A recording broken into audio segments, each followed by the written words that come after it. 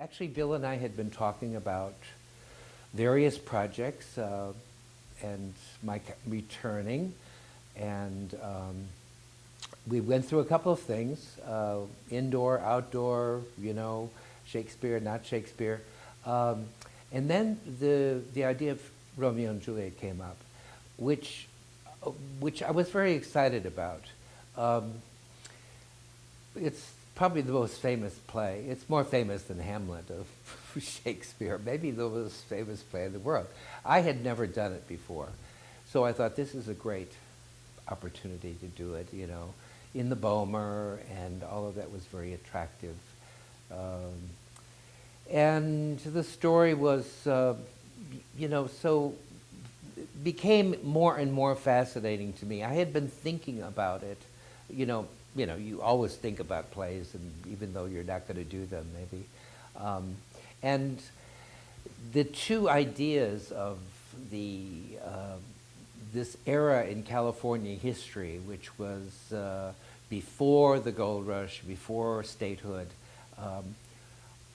started to really blend themselves in my mind. The two aristocratic families landed, Californios in Alta California, and I just was off and running with the idea.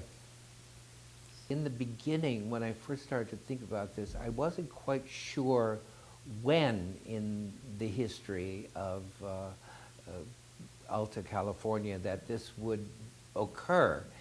And then the more I got into it, the more I got into quite a neglected period, really, which no one really seems to study or make known, is this period of U.S. occupation of California, the invasion of Monterey, of San Francisco in 1846, and the subsequent military governance of the territory until 1849. So that seemed to all make sense, and it adds to me another pressure on the play. Not only is there this conflict between the two families, but there's a whole new cultural influence, culture clash, so to speak, between the Californios and the new American occupation. I mean, theoretically, all of a sudden you are American. You're no longer Mexican, you're American. And I think it adds a certain uncertainty to what is going to happen next to them. It adds to a little bit of a pressure cooker on this feud that's already going on, and it just all seemed to be work quite well with the presence of the Americans, and also the idea that one might indeed, which happened quite frequently, want to marry your daughter off to this new force that seems to be the future. And the fact that if you're an American, you probably would benefit a great deal by marrying into one of these great landed, wealthy families. And women were not very abundant around at the time either. So,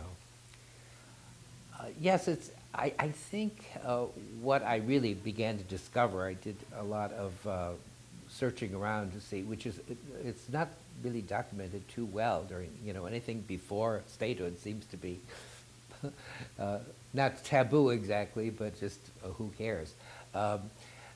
They were really Spanish aristocrats, whether they were of mixed blood, Latinos or mestizo. They were highborn, and they lived in a very kind of old world way, at least initially. Their tradition was. So their clothes are pretty much based on European or American fashion of the day, with not a lot of literal Mexican influence. Of course there was, but it was not the primary thing. I think they felt that still felt like they were Europeans, although they had ranchos and lots of cattle and all of the accoutrements of that society. And so it's really quite a lovely period, and we're looking at it, or I'm evolving a way to look at it, which puts it more in memory, so that we're going back over a time when this event, this very specific relationship of very specific lovers in very specific families, in this tiny window of history, really, of our own history.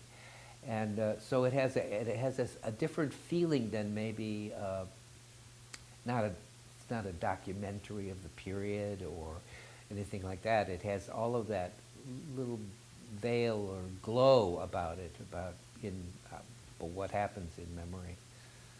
So, there's something eternal about any love. I mean, no matter if you've gotten over it, something you think there's something still there, and there's certainly, I have this feeling about the relationship of Romeo and Juliet. It's really an eternal love.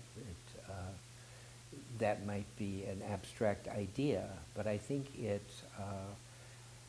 takes us past the idea that they both end up dying in the end, and all this tragedy has occurred really as a result of it.